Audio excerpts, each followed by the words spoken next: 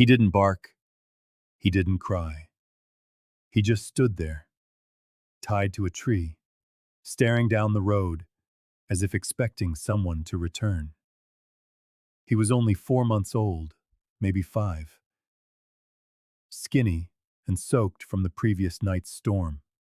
His bones pushed against a patchy coat, and one ear flopped to the side. The rope around his neck was frayed and worn, pulled so tight it forced his chin down. Still, he never took his eyes off the road. Not when my truck pulled over. Not when I got out. Not even when I called to him. He watched every approaching headlight with a silent, desperate hope. I took slow, measured steps.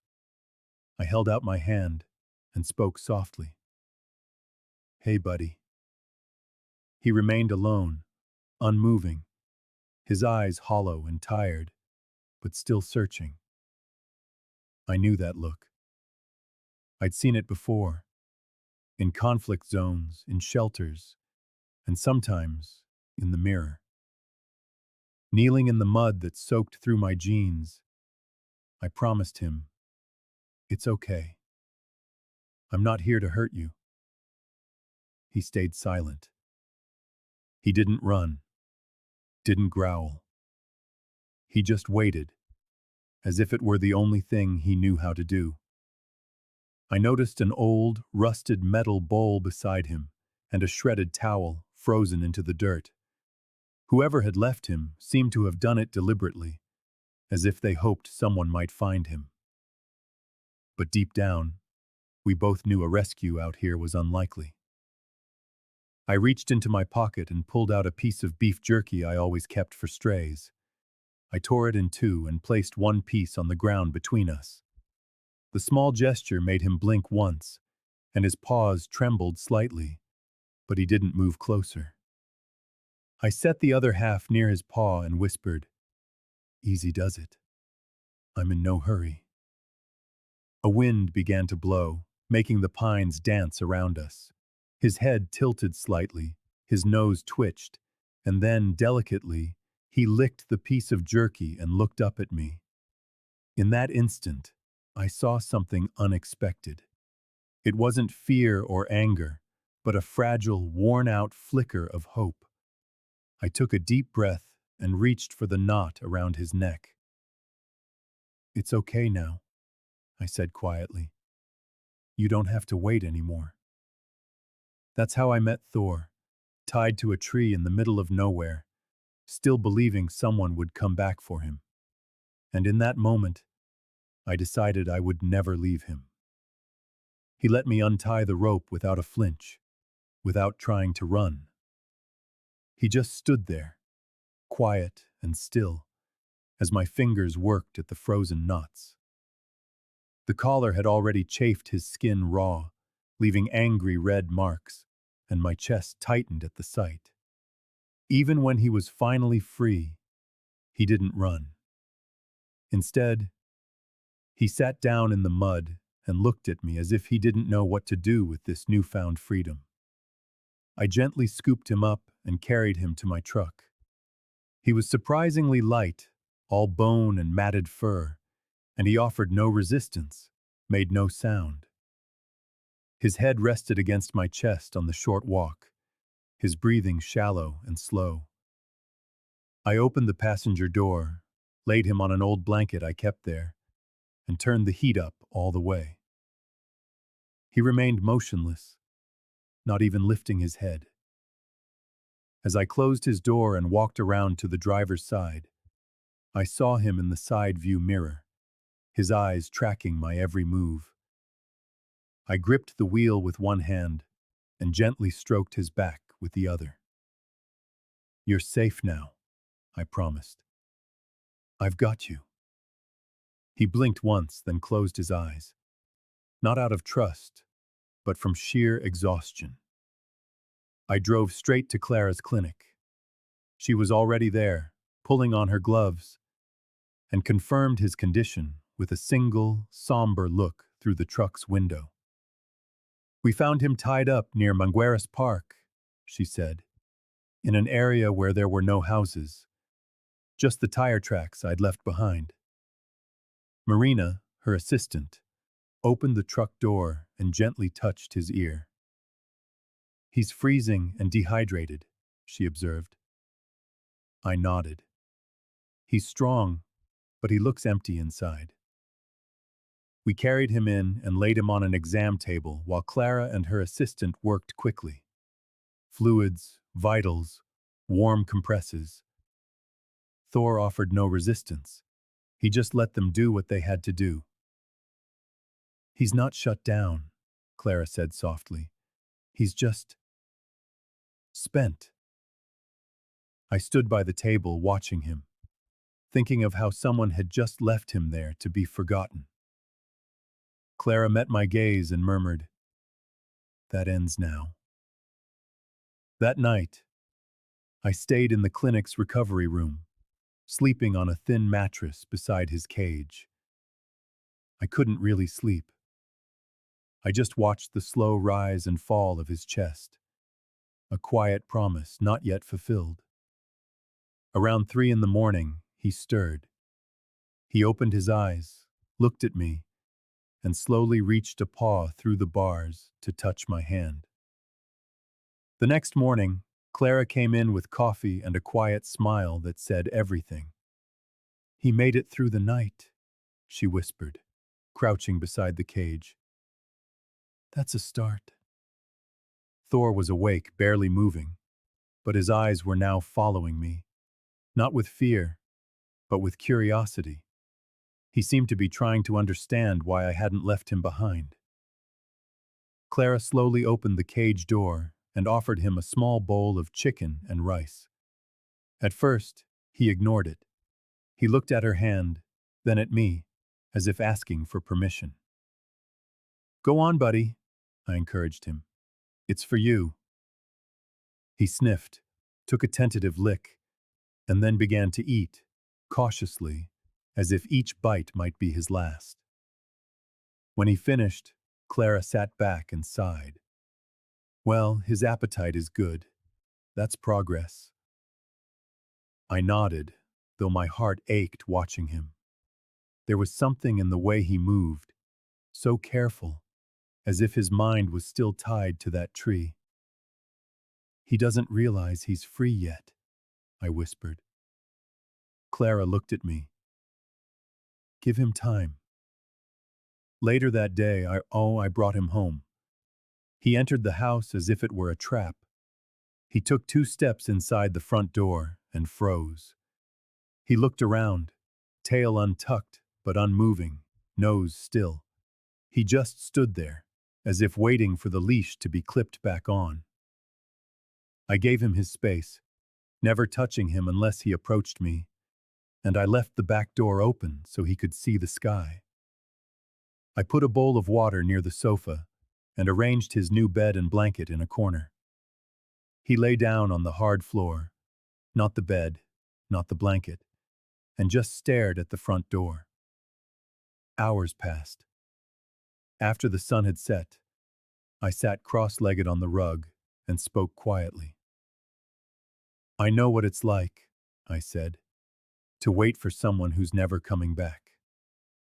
He didn't move, but his ears twitched. Slowly, he crawled over, rested his head on my boot, and let out a long sigh. In that moment, a single silent tear rolled down my cheek. I realized he wasn't afraid of me. He was afraid of hope. In the days that followed, Thor became my shadow. He followed me from room to room, silent and constant.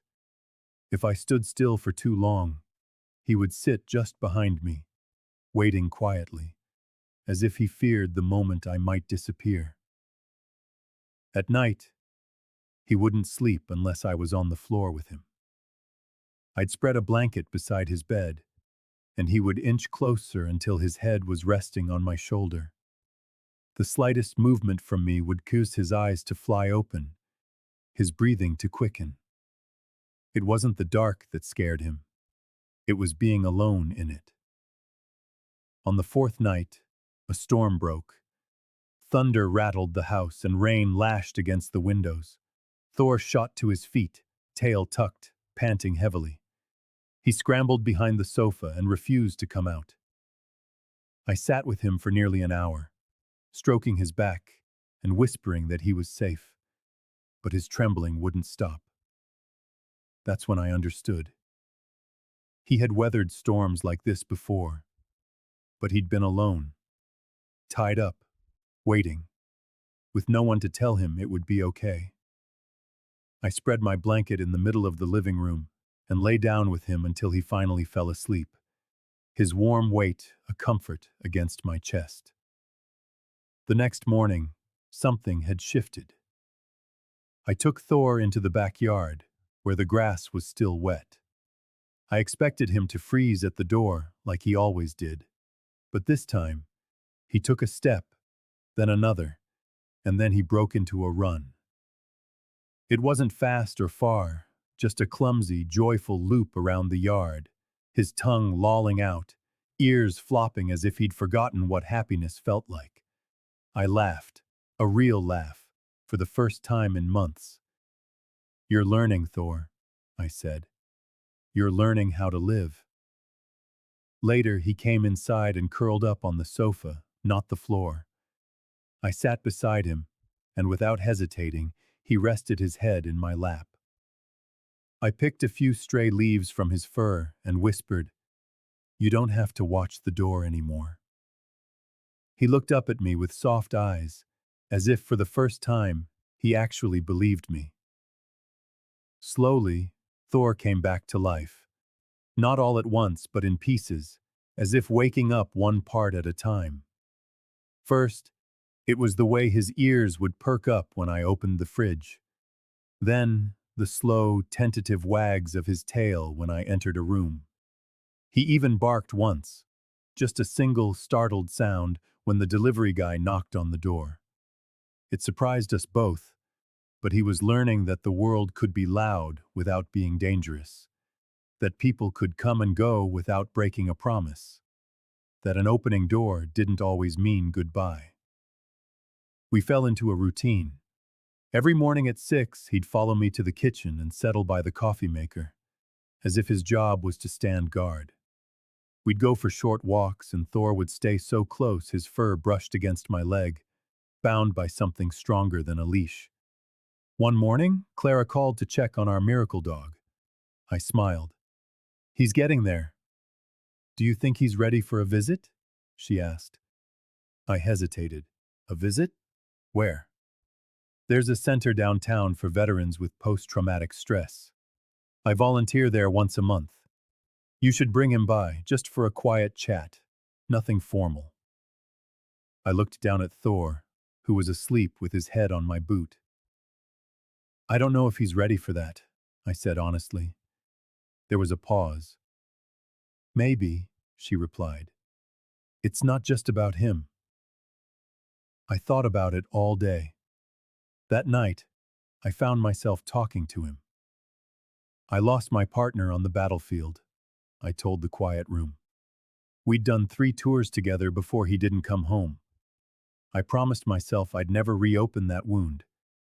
But then you showed up, tied to a tree, waiting." Thor didn't move, but I could have sworn he was listening. So we went. The center was a quiet place tucked away behind old brick buildings.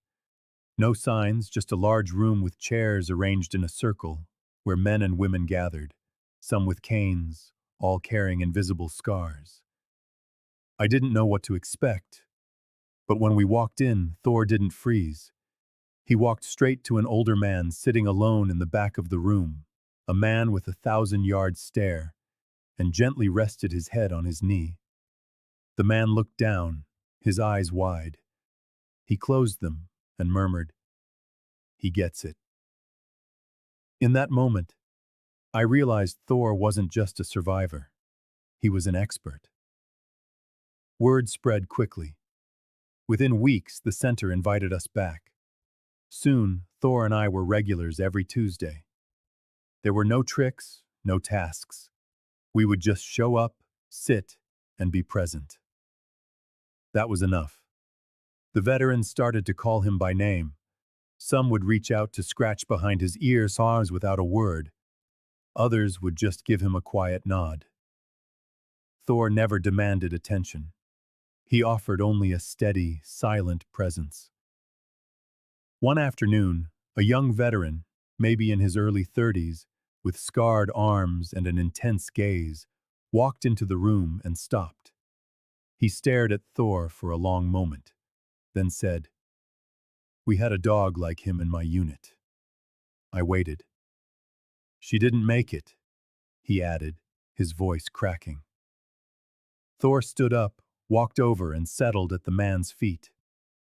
The veteran didn't touch him, didn't even look at him directly. But he didn't move away either. They just sat there together in silence for the rest of the session.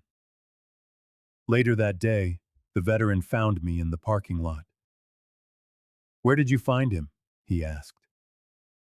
I told him the truth, that I'd found him tied to a tree, waiting for someone who was never coming back. He nodded, his gaze distant. "That's what it's like, Shaw," he said. "You feel like you're tied to something you can't see, and every time you try to move on, it just pulls you back." I said nothing, but Thor moved closer, resting his head against the man's knee. The veteran stopped, knelt down, and wrapped his arms around Thor. And then he began to cry. Great, heaving sobs he couldn't hold back any longer. And in that moment, I stopped thinking of Thor as my rescue dog. He was never just rescued. He was a rescuer.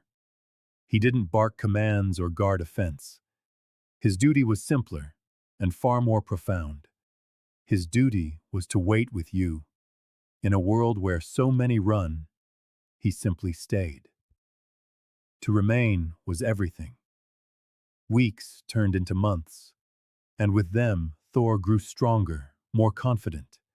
He learned to enter any room unhurriedly, always waiting patiently for the one who needed him. And soon enough, they always appeared. His quiet presence had the power to soften even the most hardened hearts. One day, the center invited us to participate in a new pilot program, bringing therapy dogs into individual sessions with veterans who were no longer responding to traditional treatments. Our first meeting was with a man named Jorge, a former Marine in his early 50s who hadn't spoken a word in therapy for 6 months. His file noted severe isolation, avoidance of eye contact, and a history of nightmares. I led Thor into the room and settled quietly in a corner. Jorge never even looked up. Thor paused at the doorway for a moment. Then he crossed the room slowly. No pushing, no whining. He simply drew near until he was about a yard away, facing the man. For 15 long minutes, silence reigned. Then Jorge shifted, and Thor mirrored the movement, adjusting his position slowly over the next few minutes. Finally, Jorge murmured, "He's patient." I held my breath as Thor tilted his head. Jorge looked at Thor, and for the first time since his therapy began, he smiled. "He reminds me of the one we lost. She used to wait for me too," he said softly. A wave of emotion washed over me as Jorge reached out a trembling hand to touch Thor's chest. Thor remained motionless, unblinking, simply there, with him. After the session, the therapist approached me. "Do you have any idea how rare this is?" she asked. She told me Jorge hadn't let anyone get close to him in over a year, until this little dog reached him. That's when I realized. Thor didn't just understand pain. He acknowledged it, respected it, without ever trying to fix it. He simply stood by until the weight began to lift. In that silent companionship, people rediscovered a peace they thought they had lost.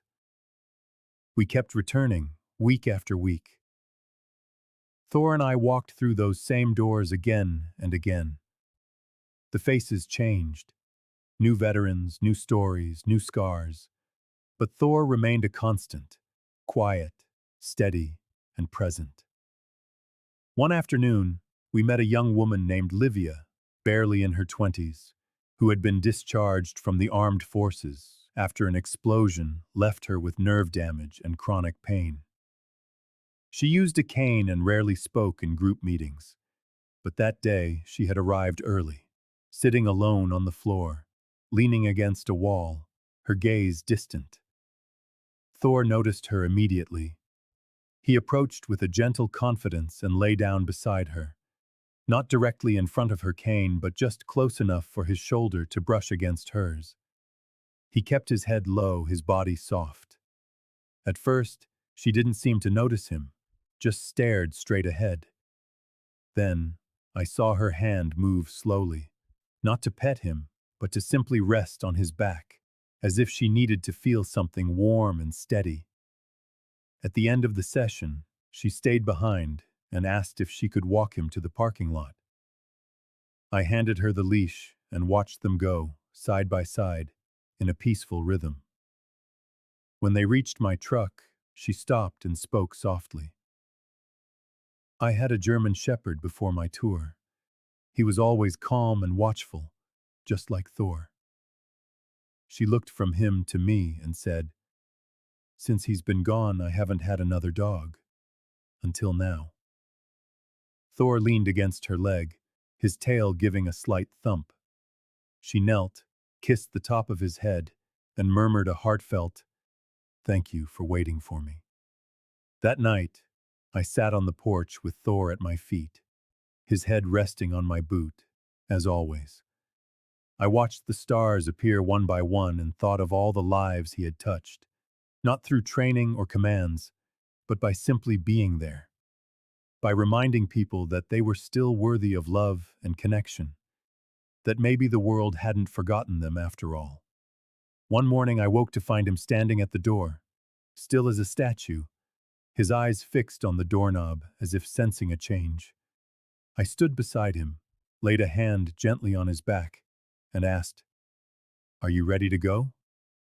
His tail gave a single, soft wag. That day we were scheduled to visit a youth shelter, our first time with children instead of veterans. I was uncertain how he would react, knowing that trauma manifests differently in the young, softer on the surface but just as deep within. The shelter director greeted us with a warm smile. "We've heard about Thor," she said. "They say he knows what it's like to be left behind." Inside the rec room, 10 children sat in a circle on a rug. Some looked up, others didn't. One little girl, about 6 years old, sat cross-legged, her hoodie pulled up tight, her face hidden. Without hesitation, Thor walked past the chatter, the volunteers, and all the outstretched hands, straight to her. He sat down, his tail tucked neatly, and waited. After a minute or two, she peeked out just enough to see him. In a small voice, she asked, "Is he sad?" I knelt beside her. "He was sad for a very long time," I replied, "but now he's learning how to feel safe." She nodded slowly, then leaned forward and wrapped her arms around him in a tight hug. Thor tilted his head, closed his eyes, and rested his chin on her shoulder, as if he had been waiting his whole life for that very hug. Later, as we were leaving, the little girl tugged on my hand. "Will he come back?" she asked. In a voice so quiet I could barely hear, she added, "Some of the kids here need him, like I did." I swallowed hard and smiled. "Yes, he'll be back. I promise." Back in the truck, I looked over at Thor, his head resting on the seat back, his eyes tired but peaceful. "You did good today, buddy," I murmured.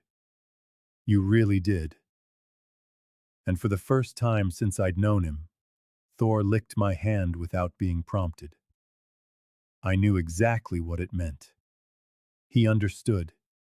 He had spent his life waiting to be someone's answer, and now he was. The anniversary arrived almost silently. A full year passed since I found him tied to that tree, waiting for someone who would never return. I thought about ignoring the date, letting it be just another day. But some moments demand to be remembered. So we drove back down the same road, through the same woods. The tree was still there, the base of the trunk scarred where the rope had been, though the bowl and towel were long gone. Only the memory lingered in the air. Thor stepped out of the truck and stood for a moment, looking around slowly, his ears twitching, his nose in the air, as if he recognized the place. He walked to the tree on his own, stopped, and sat with absolute calm. I went and knelt beside him. "You remember, don't you?" I said softly. He remained still, just watching the road, but without the old anguish, without the waiting. There was only peace. I reached into my pocket and took out a simple engraved tag. I fastened it carefully to a low-hanging branch, letting it swing in the breeze. A marker, a memory, a promise kept. "You're not the dog who was left behind anymore," I whispered. "You're the one who stayed, and then moved forward." Thor leaned his shoulder blade against my knee, and I understood. His story wasn't just his anymore. It was ours. That night, back home, we settled onto the porch as the sky faded from gold to a deep, dark blue. Thor rested at my feet, his breathing steady and calm, and I finally realized something I had never been able to say out loud. He saved me. Not with grand gestures, not with barks or by chasing a ball, but by being there, by showing up, by proving that even when love seems shattered, it can find its way back through patience, presence, and the quiet moments spent waiting, and then walking alongside you, every step of the way. Thor's story isn't about abandonment. It's about what comes after. After the rope is gone, after the door stays open, after someone finally says, "I'm not leaving." He didn't choose to be tied to that tree or to be forgotten. But he did choose to keep loving. And that is what makes him extraordinary. He taught me that healing doesn't happen all at once. It comes quietly, in small moments, in the space between trust and time. He didn't rescue people by doing tricks. He saved them by being present when no one else was, by listening without words, and by showing that sometimes, just waiting is the bravest thing you can do. If Thor's story has touched your heart, please share it. Because there are so many other dogs out there, forgotten in the cold, waiting for someone to believe they are worth saving. Be that person. Together, we can change the world. One waiting heart at a time.